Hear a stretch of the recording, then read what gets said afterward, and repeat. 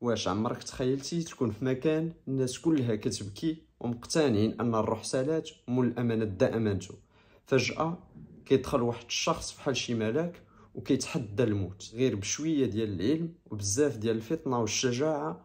هاد الشاب كينقذ لينا الحياه ديال واحد الضحيه.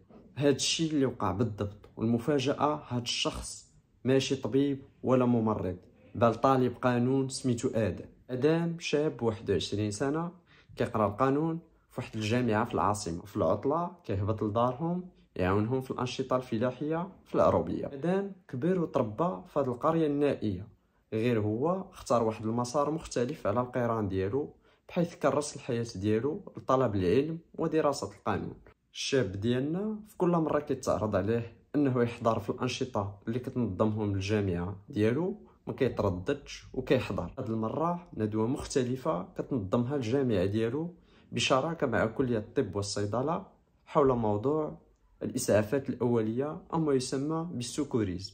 ادم كان فرحان بزاف حيت غادي يتعلم شي حاجه جديده، وهذه اول مره غادي يتعلم تقنيات الانعاش القلبي الرئوي او ما يسمى بلا ريانيماسيون كارديو بيلمونير.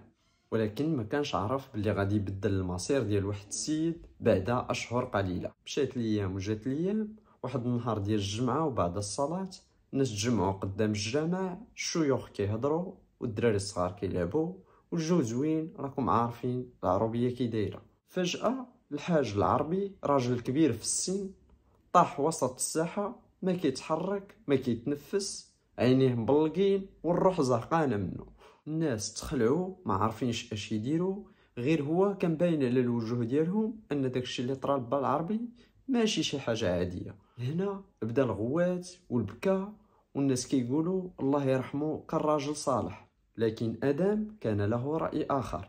جرى عند الضحيه ديالنا، ركع على ركابيه، قلب له النبض ما لقى والو، قرب من فمو لقاه ما كيتنفسش. ادم صراخ بالجهد وقال لهم عافاكم رجعوا اللور خليو ليا شويه د المساحه. هنا بدا كيدير عمليات الانعاش القلبي الرئوي فحال اللي تعلموا في الندوه تماما. دار يديه وسط الصدر ديال الضحيه وبدا الضغطات حوالي 100 حتى 120 ضغطه في الدقيقه، وفي كل 30 ضغطه كيدير عمليه التنفس الاصطناعي 2 ديال المرات. رافع الراس ديال الضحيه باش يحرر لنا المسالك التنفسيه والهواء يمشي للرئتين وماشي للمعده.